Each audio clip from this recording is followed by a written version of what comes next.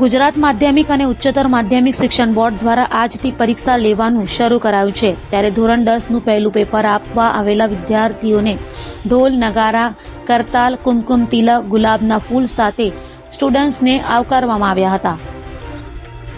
ગુજરાત માધ્યમિક અને ઉચ્ચતર માધ્યમિક શિક્ષણ બોર્ડની પરીક્ષા આજથી શરૂ થઈ ગઈ છે। પરીક્ષાને લઈને બોર્ડ દ્વારા તમામ તૈયારીઓ કરી દેવામાં આવી હતી।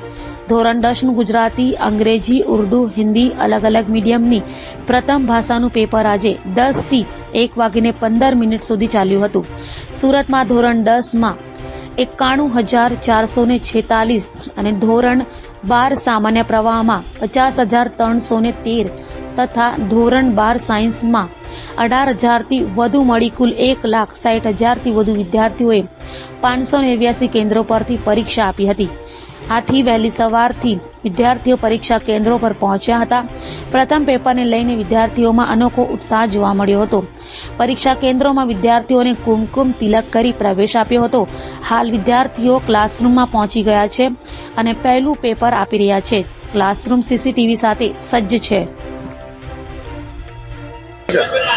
નમસ્કાર, Natubhai Karia, trustee presidency school Surat. આજે બોર્ડની એક્ઝામ શરૂ થઈ રહી છે ત્યારે ધોરણ 10 અને ધોરણ 12ના ટોટલ 1,59,000 વિદ્યાર્થીઓ સુરત જિલ્લામાંથી પરીક્ષા આપે છે। બોર્ડના કુલ 16 લાખ કરતાં વધારે વિદ્યાર્થીઓ બોર્ડની પરીક્ષા આજે ગુજરાત રાજ્યમાં આપવા જઈ રહ્યા છે અને પ્રેસિડેન્સી સ્કૂલની અંદર ધોરણ 10ના 15 બ્લોક ફાળવવામાં આવેલા છે, જેમાં 450 વિદ્યાર્થી પરીક્ષા આપવા જઈ રહ્યા છે। એક શાંત વાતાવરણમાં વિદ્યાર્થી પરીક્ષા આપે અને એક પરીક્ષાને ઉત્સવ તરીકે ઉજવે એવો એક માહોલ ઊભો કરવામાં આવ્યો છે। વિદ્યાર્થીઓને કુમકુમ તિલક કરીને આવકારવામાં આવે છે। સાથે સાથે કોલ્ડ ડ્રિંક્સ આપી તેઓને કોલ્ડ ડ્રિંક્સ અને પેન આપી તેને હળવા કરવામાં આવે છે। વિદ્યાર્થીઓ કોઈપણ પ્રકારના ટેન્શન વગર અને કોઈપણ પ્રકારની મુશ્કેલી વગર પરીક્ષા આપે એવું એક વાતાવરણ ઊભું કરવામાં આવ્યું છે।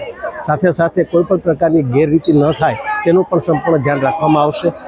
દરેકે દરેક ક્લાસની અંદર સીસીટીવી કેમેરા મૂકવામાં આવેલા છે, જેનું રેકોર્ડિંગ થશે અને એક પશ્ચાતાપ પેટી પણ મૂકવામાં આવેલી છે કે વિદ્યાર્થી દાખલ થાય અને કદાચ એની પાસે કોઈ પણ પ્રકારનું સાહિત્ય રહી ગયું હોય તો એ ભૂલથી લાવેલું સાહિત્ય પશ્ચાતાપ પેટીમાં નાખી અને હળવા ફૂલ થઈ અને પરીક્ષા આપે। વાલીઓને પણ મારી નમ્ર વિનંતી છે કે પરીક્ષા વિદ્યાર્થીઓને શાંતિ અને હળવા વાતાવરણની અંદર આપવા દો। કોઈપણ પ્રકારના ટેન્શન વગર પરીક્ષા આપે, કારણ કે એમણે જે મહેનત કરેલી છે એના પર જ વિશ્વાસ રાખીને પરીક્ષા આપે એ જ મહત્ત્વનું છે।